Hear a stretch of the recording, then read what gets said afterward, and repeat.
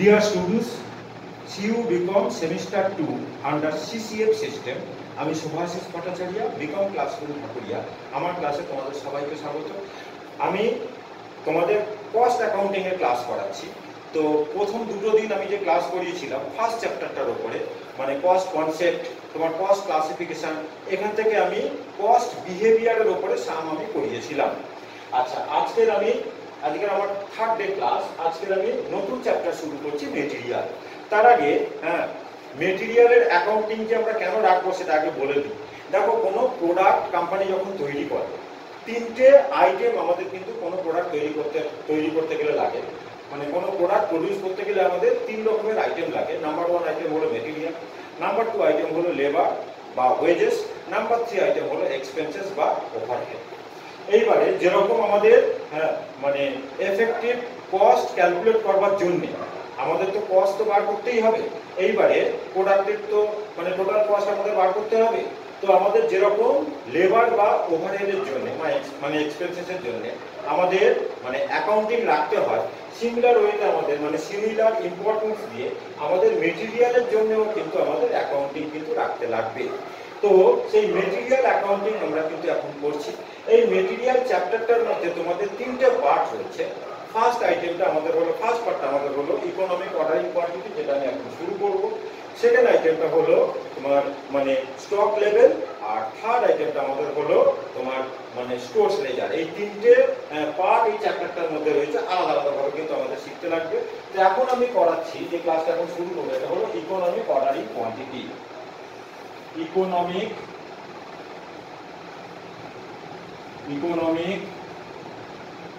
Ordering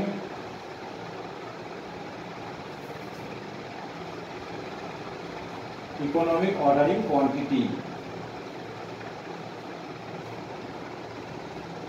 এটাকে আমরা শর্টে বলি EOQ,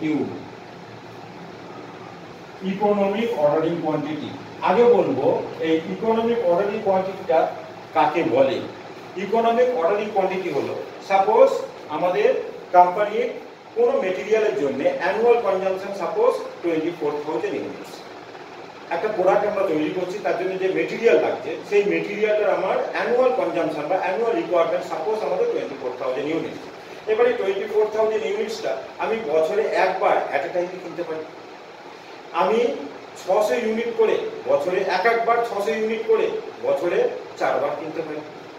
আমি 800 ইউনিট করে একবার আমি বছরে 3বার পারচেস করতে পারি।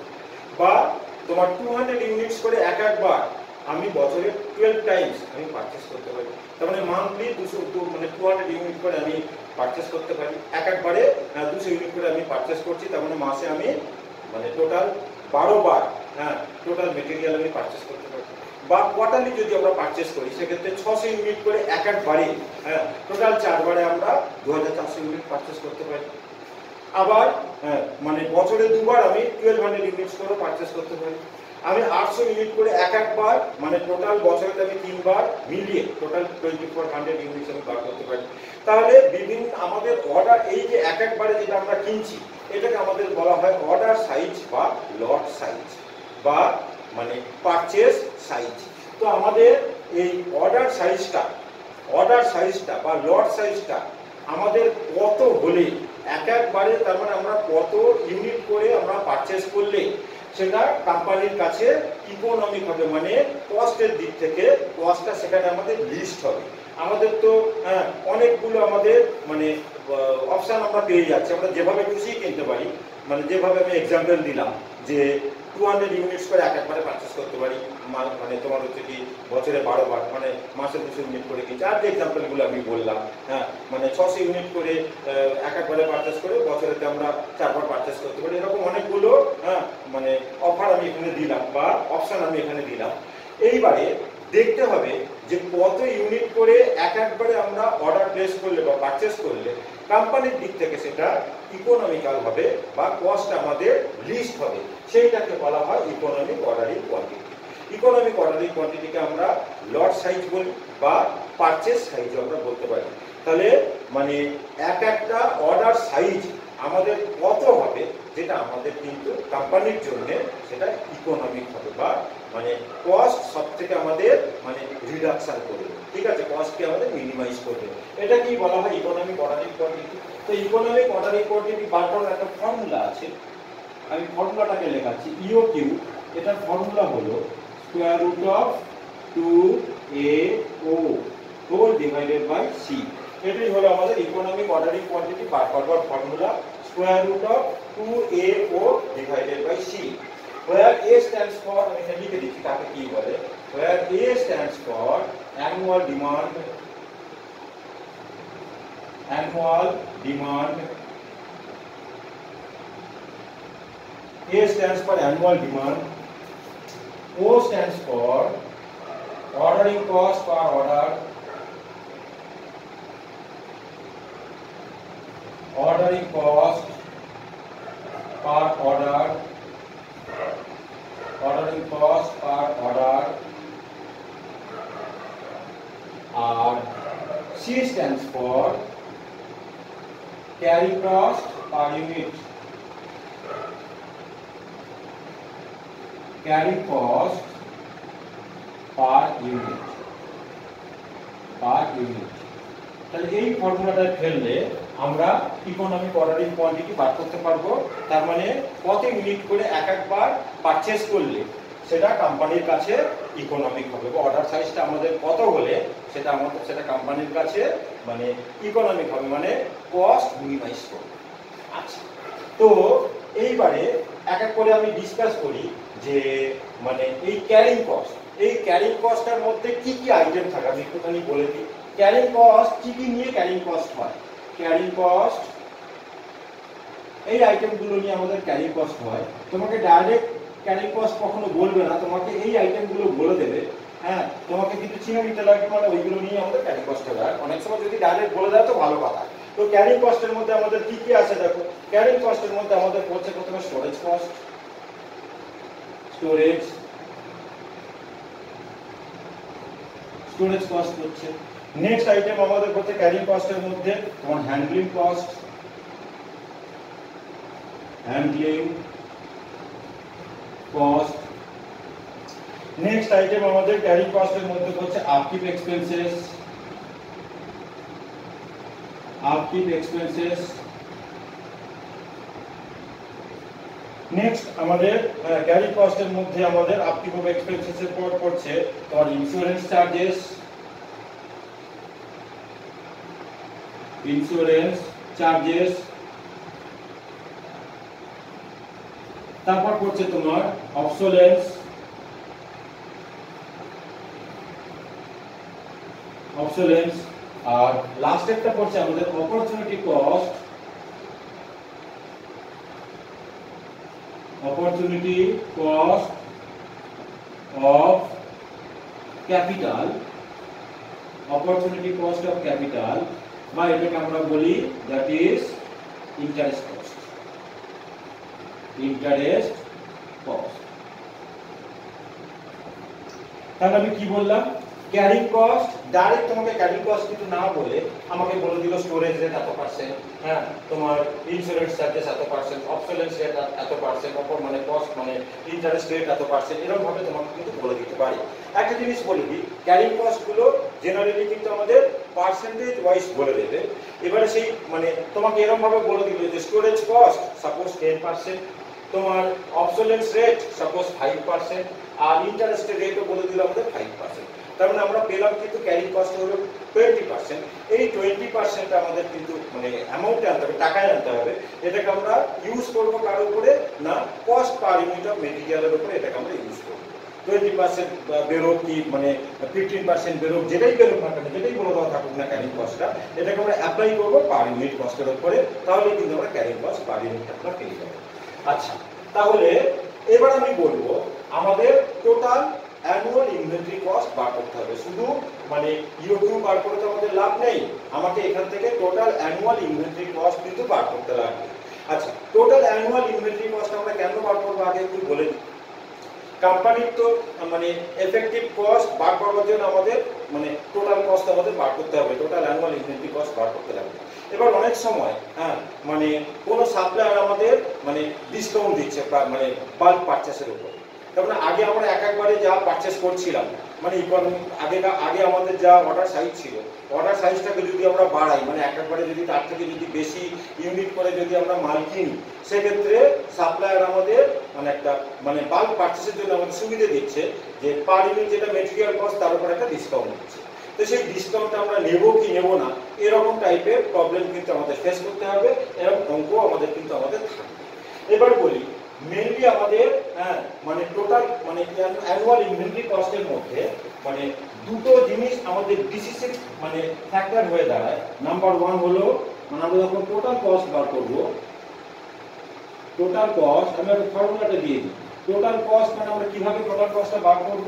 টোটাল কস্ট বলতে অ্যাকচুয়াল কিন্তু পরে total material cost, total material cost plus total ordering cost plus total ordering cost plus total carrying cost, total carrying cost। এই তিনটে জিনিস নিয়ে আমাদের কিন্তু টোটাল কস্টটা বেরোয়, total material cost plus total ordering cost plus total carrying cost. এবার আমি বলি দেখো, যেখানে কোয়ান্টিটি ডিসকাউন্টের কোনো ব্যাপার যেখানে থাকবে না, সেখানে টোটাল কস্টের মধ্যে আমাদের এই মেটেরিয়াল কস্টটা কিন্তু ইররিলেভেন্ট কস্ট হয়ে যায়। তার মানে আমার অর্ডার সাইজ যাই হোক না কেন আমার তো মেটেরিয়ালের জন্য টোটাল কস্ট আমার চেঞ্জ হবে না। তার মানে টোটাল কস্ট অ্যাকচুয়াল কিন্তু মানে চেঞ্জ হয় এই দুটো জিনিসের জন্য, তোমার টোটাল অর্ডারিং কস্ট আর টোটাল ক্যারিং কস্ট। তবে আমরা মেটেরিয়াল কস্টকে টোটাল কস্টের মধ্যে তখন কিন্তু কনসিডার করব যখন আমাদের কিন্তু কোয়ান্টিটি ডিসকাউন্ট দেবে, মানে তখন আমাদের দুবার টোটাল কস্ট বার করতে লাগবে। একবার আমাদের উইদাউট ডিসকাউন্ট মানে ডিসকাউন্ট অফারটাকে উইদাউট টেকিং বা উইদাউট কনসিডারিং ডিসকাউন্ট অফার, আর একটা হলো উইথ কনসিডারিং ডিসকাউন্ট অফার। তো সেক্ষেত্রে কিন্তু আমাদের মেটেরিয়াল কস্টটাকে কিন্তু টোটাল কস্টের মধ্যে মানে কনসিডার করতে লাগবে। সেক্ষেত্রে কিন্তু মেটেরিয়াল কস্টটা কিন্তু আমাদের রেলিভেন্ট কস্ট হবে। এই রেলিভেন্ট কস্টটাকে আমরা বলছি কি, দেখো এই জিনিসগুলোকে আমরা বলি যে ডিসিশন মেকিং এর সময় আমরা ডিসিশন নেব কোম্পানি ভিউ পয়েন্টে যে whether discount offer should be accepted or not. ঠিক আছে, এই যে ডিসিশন যখন আমরা নেব আমাকে কিন্তু যেগুলো শুধুমাত্র রেলিভেন্ট কস্ট সেগুলোই কিন্তু আমাকে কনসিডার করতে লাগবে। তার মানে যেগুলো আমাদের মানে মানে যখন আমরা ডিসিশন নেব যে ডিসিশনগুলো নেওয়ার ব্যাপারে যে কস্টটার কোনো রেলিভেন্স নেই সেগুলোকে কিন্তু আমরা ইগনোর করবো, সেগুলোকে কিন্তু আমরা কনসিডার করবো না। ঠিক আছে, তা আমি বললাম যদি অনলি টোটাল কস্ট আমরা বার করতে চাই সেক্ষেত্রে শুধু আমরা কিন্তু মানে ordering cost, total ordering cost আর টোটাল ক্যারিং কস্ট আমরা বার করব। তোমাকে বললো হয়তো যে ক্যালকুলেট ইকোনমিক অর্ডারিং কোয়ান্টিটি, সাথে সাথে তোমাকে বললো যে বার করতে বললো and also calculate total annual inventory cost. Total annual inventory কস্টের মধ্যে তখন কিন্তু আমরা টোটাল মেটেরিয়াল কস্টটাকে নেব না, টোটাল অর্ডারিং কস্টকে কনসিডার করবো, টোটাল ক্যারিং কস্টকে কনসিডার করবো। তবে যখন ডিসকাউন্টের অফার থাকবে আমি আগেই বলে দিলাম যে তখন আমাদের যখন টোটাল কস্টটা বার করবো আমাদের দুভাবে বার করতে হবে। আগে একবার করবো without considering discount cost, next আমরা করবো without considering discount offer, next আমরা করবো উইথ কনসিডারিং ডিসকাউন্ট অফার। সেক্ষেত্রে কিন্তু মেটেরিয়াল কস্টটাকে আমাদের কনসিডার করতে লাগবে, কারণ মেটেরিয়াল কস্টটা কিন্তু আমাদের রেলিভেন্ট কস্ট তখন হয়ে যাবে। এবার আমি এগুলোর এক এক করে আমি ফর্মুলা দেবো। টোটাল মেটেরিয়াল কস্ট আমরা কিভাবে বার করবো এখানে আমি বলে দিই যে টোটাল মেটেরিয়াল কস্ট, টোটাল এই অবধি একটা জিনিস আমি দিয়ে দিলাম। এবার লিখছি আমি total material cost, total material cost এর ফর্মুলা হলো যে annual demand, annual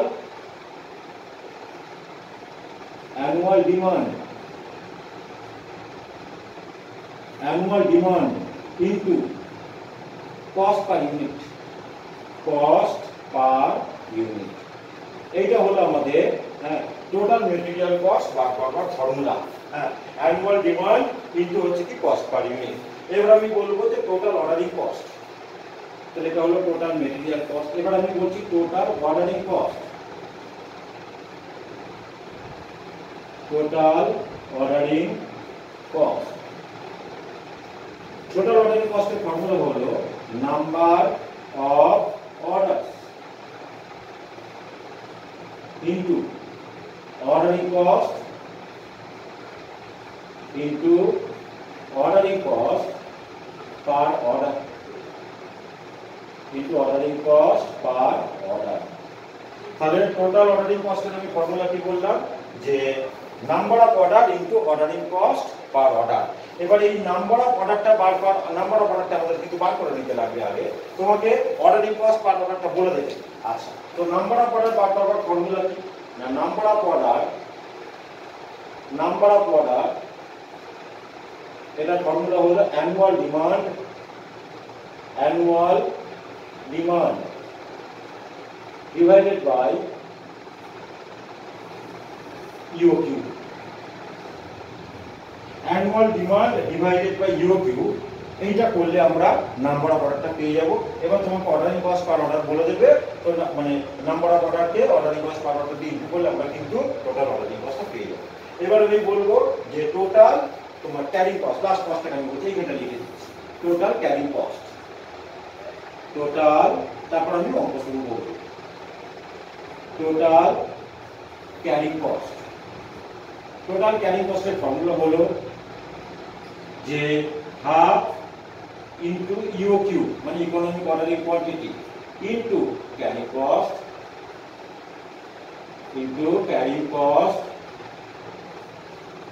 per unit.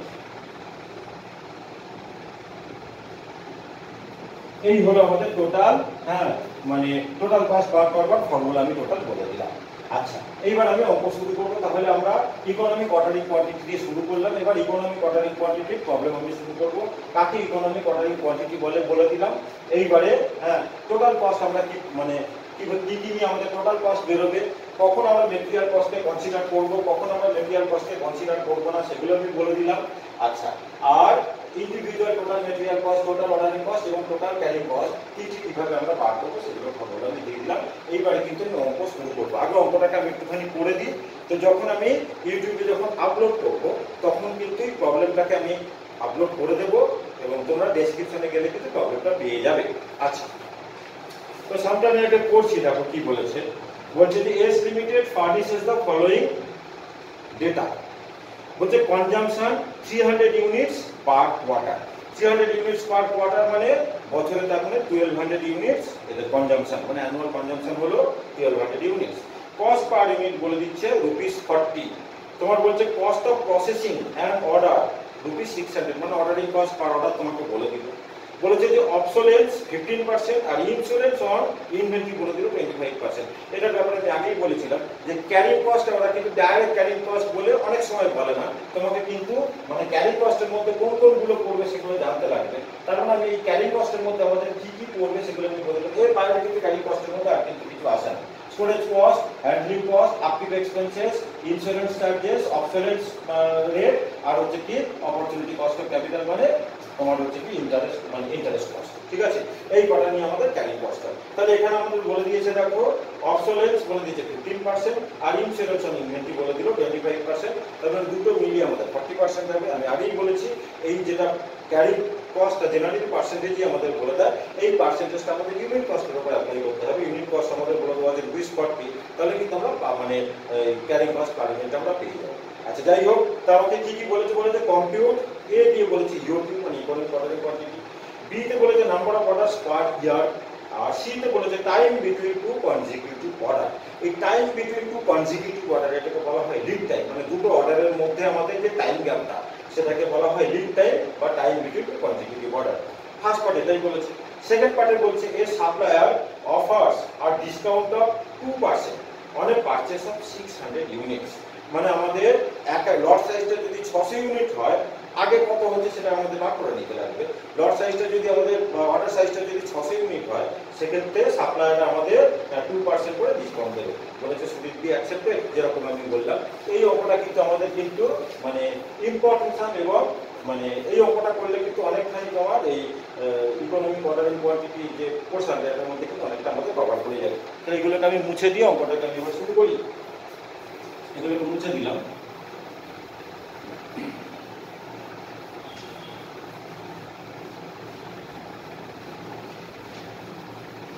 এগুলোকে মুছে দিলাম।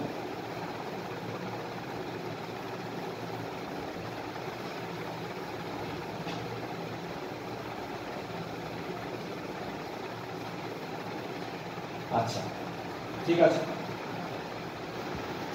তাহলে আমরা আগে ইউকিউ বার করার আগে ফর্মুলাটাকে লিখব। ইউকিউ বার করার ফর্মুলা তো আমি বলেই দিয়েছি, এবার সেই ফর্মুলাটাকে আমরা আগে লিখব যে EOQ is equal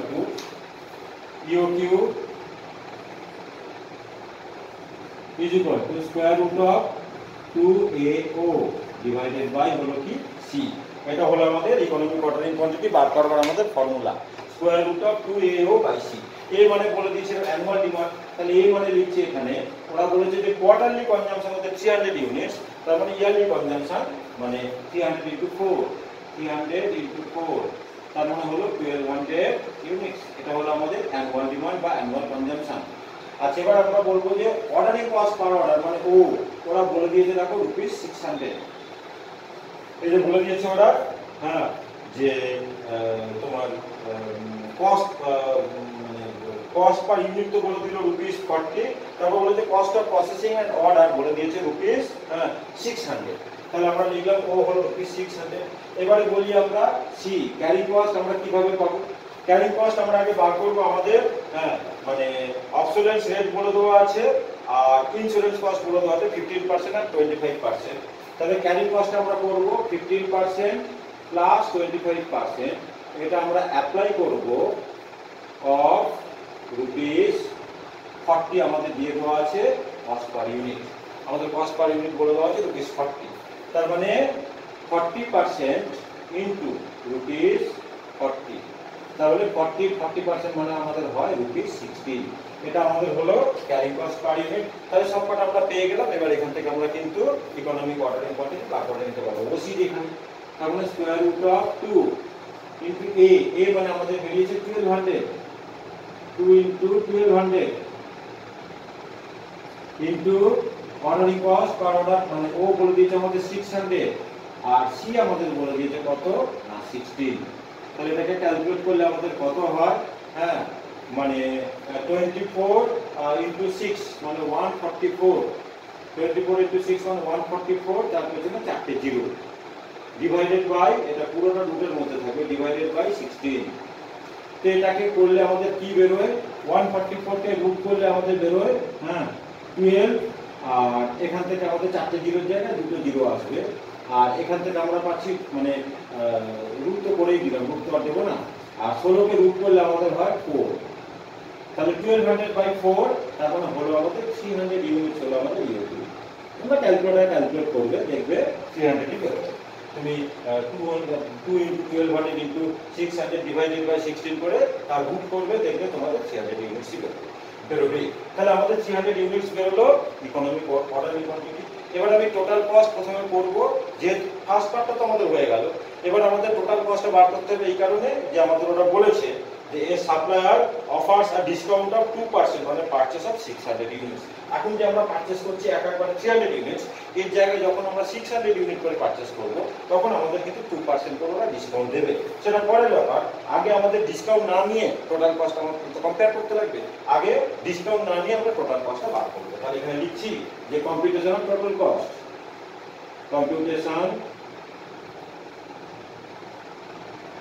computation of total cost without, এটাকে ব্র্যাকেটে লিখে দিচ্ছি, without considering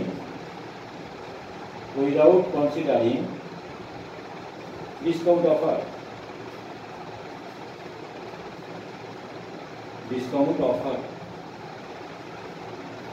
প্রথমে লিখেছি কস্ট অফ মেটেরিয়াল, আমি ফর্মুলা দিয়ে দিয়েছিলাম cost of material. Cost of material কি বলেছিলাম, annual demand into cost per unit. Cost of material, total cost of মেটেরিয়ালের ফর্মুলা বলেছিলাম annual demand into cost per unit. তো আমাদের অ্যানুয়াল ডিমান্ড হলো কত দিয়ে দেওয়া আছে 1200 ইউনিটস, তার মানে 1200, আর কস্ট পার ইউনিট আমাদের বলে দেওয়া আছে দেখো 40 রুপিস। হ্যাঁ, কস্ট পার ইউনিট আমাদের বলে দেওয়া ছিল অঙ্কটা 40 রুপিস ইনটু ₹40। তাহলে 1200 ইনটু 40, তার মানে আমাদের কত হয়, এখানে রুপিস দিয়ে দাও, তার মানে 48,000। এবার আমরা বলবো টোটাল অর্ডারিং কস্ট,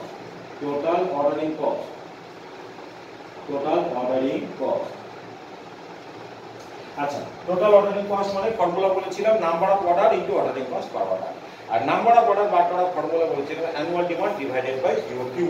তাহলে নাম্বার অফ অর্ডারটা আমরা বার করে নিই। অ্যানুয়াল ডিমান্ড আমাদের ছিল 1200 আর ইউকিউ আমাদের ছিল 300, ঠিক আছে।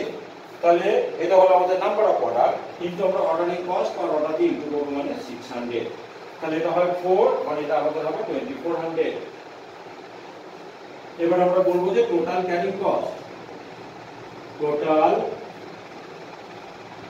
Carrying cost, total carrying cost.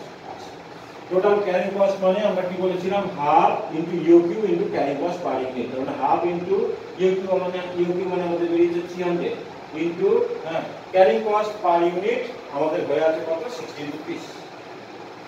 তার মানে 300 বাই 2 মানে হচ্ছে 150, 150 ইনটু 1600, 150 ইনটু 16, 150 ইনটু 16 মানে কত হয় তোমার হচ্ছে কি 2400। 150 ইনটু 10 মানে হয় তোমার 1500, আর 150 ইনটু 6 মানে তোমার হচ্ছে কি 900, তার মানে 2400। তাহলে ডিসকাউন্ট অফারকে কনসিডার না করে আমাদের টোটাল কস্ট বের হলো 52,800। এটা আমাদের বের হলো যে total cost without considering discount offer. এবার আমি বলবো যে computation of total cost with discount offer, considering discount offer. Computation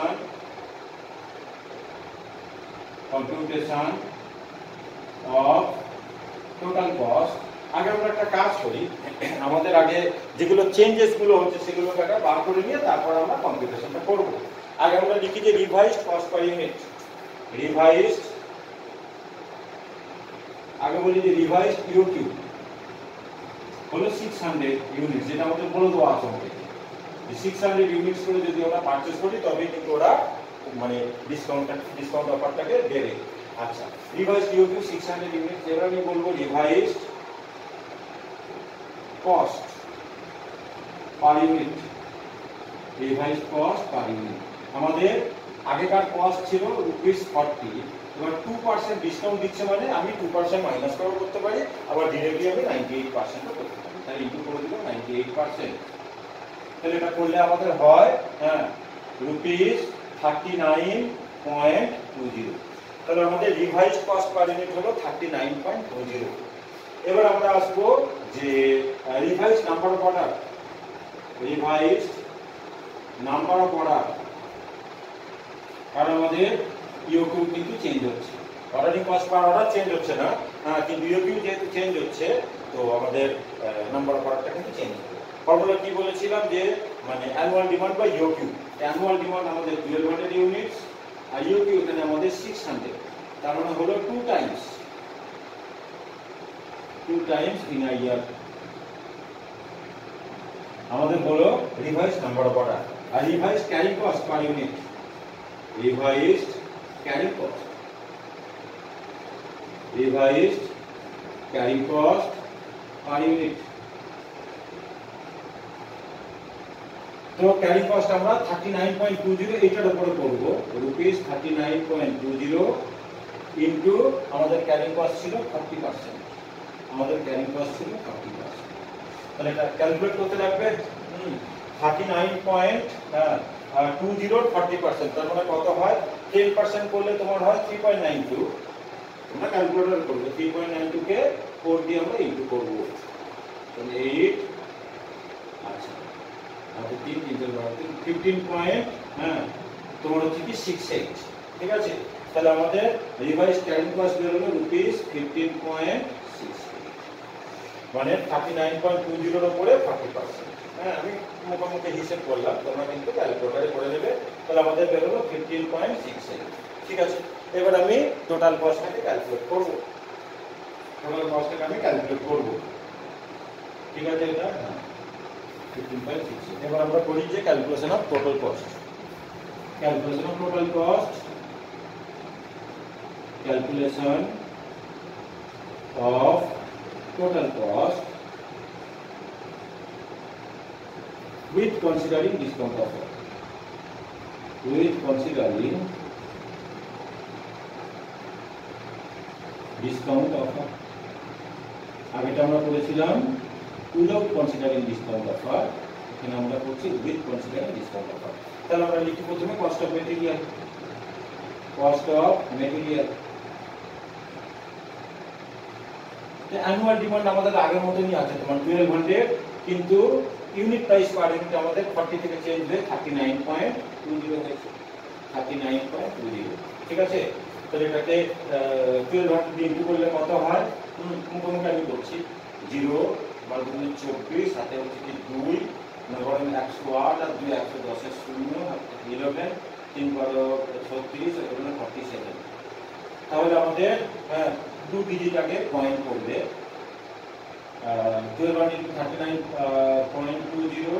আচ্ছা, এরপরে আমাদের আবার 3টে জিরোতে বসবে, এটা আমরা করলাম, দুটো জিরো আমাদের বসবে, তার মানে 2 ঘর আগে আমাদের পয়েন্ট বসলো, তাহলে বেরোলো আমাদের 47040। এইটা বেরোলো আমাদের টোটাল মেটেরিয়াল কস্ট 47040। আগে আমাদের মেটেরিয়াল কস্ট ছিল 48,000। এবার আমরা করছি টোটাল ক্যারিং কস্ট বা total ordering cost. Total ordering cost,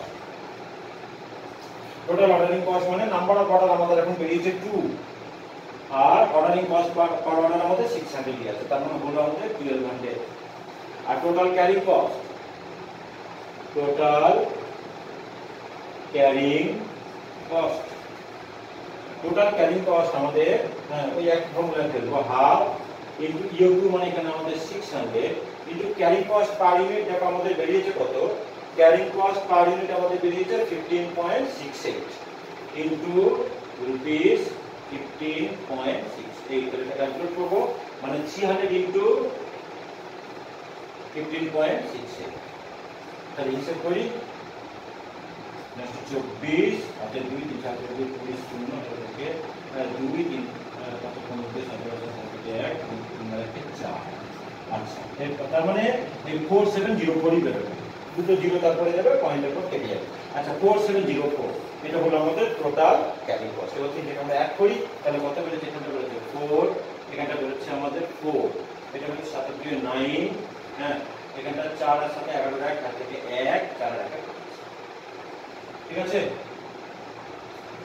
আরেকবার হিসাব করে নিই, 4 এখানটা হলো আমাদের 4, এটা 7 আর 2 9, 9 হলো, এটা 4 আর 5 7 5 12 2 হবে, এটা 4 আর 5 5 আর 7 এটা 12 হবে, 12 2 আর 1 4 আর 5, তাহলে 52,944। দেখো আমাদের ডিসকাউন্ট অফার কনসিডার না করে আমাদের টোটাল কস্ট ছিল 52,800। এখানে কিন্তু ডিসকাউন্ট অফার নিয়ে যদি আমরা টোটাল কস্ট যখন করছি তখন আমাদের বেরোচ্ছে 52,944। তার মানে আমাদের কিন্তু টোটাল কস্ট বেড়ে যাচ্ছে। তার মানে আমরা কিন্তু কখনোই ডিসকাউন্ট অফারটাকে অ্যাকসেপ্ট করবো না। তার মানে আমরা কমেন্টে কি লিখবো? Discount offer should not be accept.